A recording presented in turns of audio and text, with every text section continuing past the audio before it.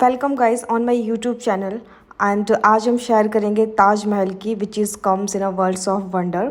So as we all know कि ताजमहल के 3 open gates हैं which is west gate, south gate and east gate.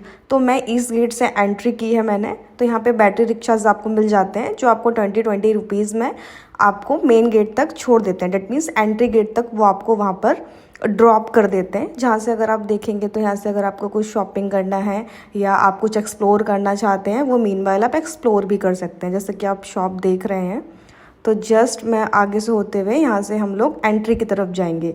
तो मैंने अपनी जो टिकट्स हैं वो पहले ही बुक कर ली थी। तो सिंपली आप टिकट बुक कर सकते हैं अगर आप गूगल पे सर्च करेंगे www.tajmahal.gov.in और आप yatra.com से भी करते हैं वो ऑटोमेटिकली आपके व्हाट्सएप पे आ जाएगी। जस्ट आपको यहाँ पर स्कैन करना है और जस्ट आप एंट्री कर सकते हैं। तो ये होता है कि आपका इजीली टाइम सेविंग हो जाता है।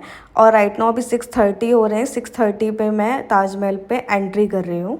सो आज इस ब्लॉग में हम लोग जितने भी फैक्ट्स हैं ताजमहल के एंड क्या नोइंग फैक्ट्स हैं और क्या क्या हमको जानना चाहिए और हमको पता होना चाहिए, तो वो सारी हम जानकारी मैं आपको प्रोवाइड करूँगी। Please stay with me. तो जस्ट मैंने अब अपनी चेकिंग करा ली है और अब हम आ चुके हैं। तो जैसे ही हम एंट्री आते हैं तो आपको यहाँ पे कम्प्लीटली यहाँ पे सीनरियाँ लगाई हुई हैं लाइन से। तो जिसमें इसमें एक एक पिक्चर में बहुत क्लियरली इसमें शो किया हुआ है कि जो ताजमहल का कंस्ट्रक्शन है वो 1632 में शुरू हुआ था एंड किस ईयर में ताजमहल कितना बन के तैयार हुआ था, कितने टाइम गार्डन बना है एंड ये 1648 तक बना।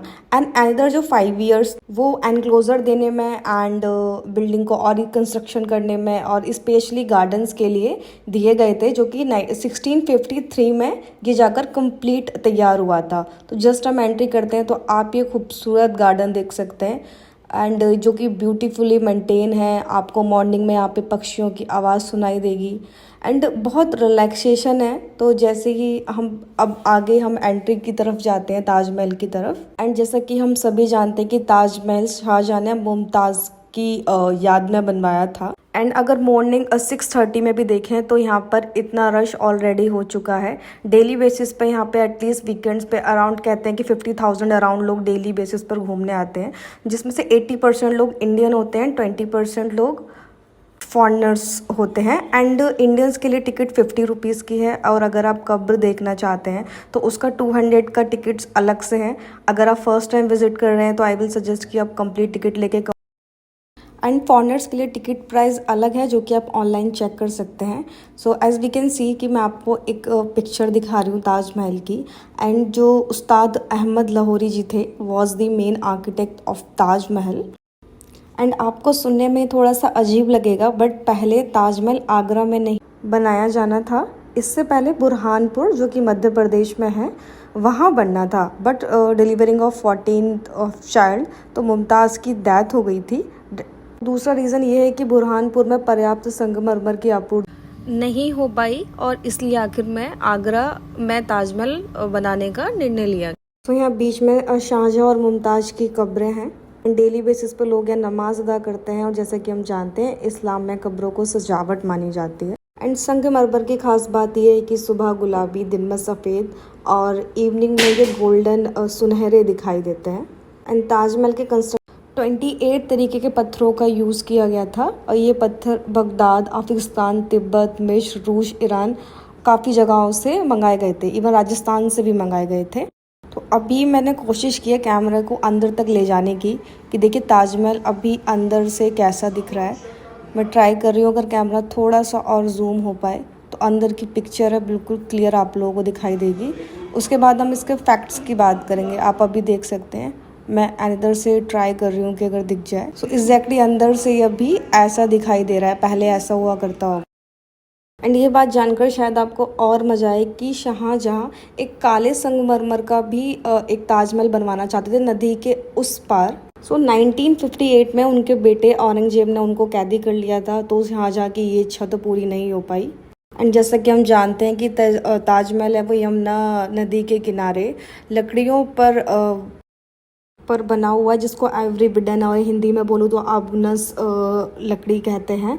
दरअसल ताजमहल की नींव में 50 कुएं हैं और इस इमारत का पूरा वजन उन कुओं पर टिका हुआ है। जो लकड़ियाँ हैं ना उनके पूरे, जिसको हिंदी में कहते हैं लट्ठे लगे हुए हैं और उसके ऊपर ताजमहल बना हुआ है।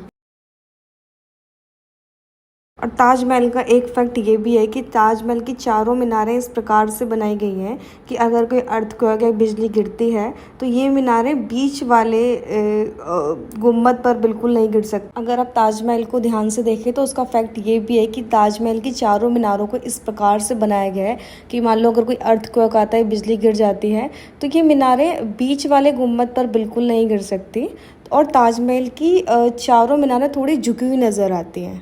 एंड ताजमहल का ये बहुत बड़ा फैक्ट है कि सेकेंड वॉर में 1971 में जब इंडिया और पाकिस्तान का युद्ध हुआ था तो 9/11 हमले के दौरान चारों तरफ बांस का घेरा बनाकर हरे रंग के कपड़े से ताजमहल को ढक दिया था ताकि दुश्मनों की नज़र इस पर ना पड़े। एंड जो एक आप ब्यूटीफुल गार्डन देख रहे हैं ना, जो ब्यूटीफुली मेंटेन्ड है, ये तैमूर शैली के बगीचे के रूप में डिज़ाइन किया गया है, जो पहले के ज़माने में जो इस्लामिक ग्रंथों से ये लिया गया है, जिसको एक स्वर्ग को एक सुंदर बगीचे के रूप में इसको वर्णित करता है। अगर आप व्यू देखें बहुत ही ब्यूटीफुली मेंटेन। एंड वैसे ताजमहल का बहुत बड़ा फैक्ट है, आई डोंट नो आपको पता है या नहीं पता है, but as per the historical Rajkishore के अकॉर्डिंग शाहजहाँ ने ताज के निर्माण के बाद कारीगरों से आजीवन काम न करने का वादा लिया था। इसके बदले कारीगर को जो भी कारीगर थे उनको ज़िंदगी भर वेतन देने का वादा किया था, जिसको दूसरे शब्दों में हाथ काटना कहा गया है। तो ये मिथ है, कितना सच है कितना झूठ है अब तो कोई हिस्टोरिकल पर्सन हो वही बता सकता है, बट मैंने इस पर बहुत गूगल रिसर्च की है, उसके अकॉर्डिंग ही मैं आपको कंफर्म कर रही हूँ कि ये 20,000 जो कारीगर के हाथ कटने वाली स्टोरी थी वो ये थी। आई होप गाइज आपको मेरे साथ ताज का टूर अच्छा लगा होगा। And I am very new on YouTube, please support me so that कि मैं आपके लिए जल्दी जल्दी ट्रैवल्स वीडियो और न्यू ब्लॉग्स आपको के लिए मैं ला पाऊँ। प्लीज़ चैनल को सब्सक्राइब भी कर दीजिए। And really thanks for watching me. Thank you so much to all.